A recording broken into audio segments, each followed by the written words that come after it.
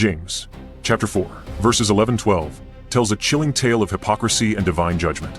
In a world full of flawed people, it calls out those who speak ill of their neighbors. It's an indictment of the human tendency to judge others while ignoring our own sins. The passage states that if you talk down on a brother or sister, you are not just criticizing a person, but you are speaking against the very law of God. By judging your neighbor, you place yourself above the divine law, making yourself the ultimate judge, a role only God can fulfill. The Catholic faith interprets this passage as a warning against the sins of detraction and rash judgment. It is a clear reminder that we are all sinners, and that only God has the right to condemn or absolve. When we judge others, we are essentially usurping God's authority. This aligns with the teachings of Jesus, who in the Gospel of Matthew, chapter 7, verse 1, tells us, "Do not judge, so that you may not be judged." The Catholic Church emphasizes that we should instead practice charity and compassion, seeing Christ in every person and leaving final judgment to God.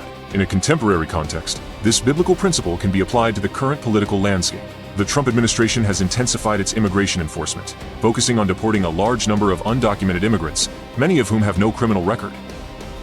Critics argue that these deportations are often based on a person's skin color, language, or place of employment, and that the administration's justification that these individuals are in the country illegally is hypocritical.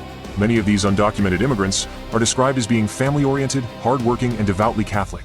Their primary fault is being in the country without legal documentation, a choice they often made due to the imminent danger they faced in their home countries, forcing them to break some laws to ensure their safety and survival. This is in stark contrast to the politicians who are being held accountable for breaking laws out of ill intent or for selfish reasons. For example, Mark Meadows, the former White House chief of staff, was charged with conspiracy, forgery, and fraud for his role in the fake electors scheme in Arizona.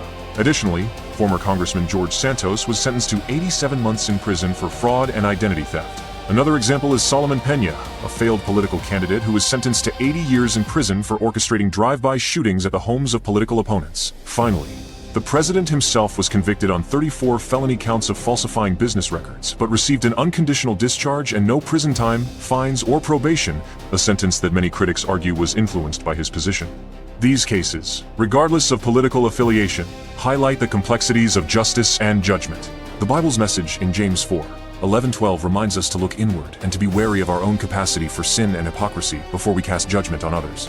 This message is relevant today as we grapple with the uneven application of laws and justice in today's society.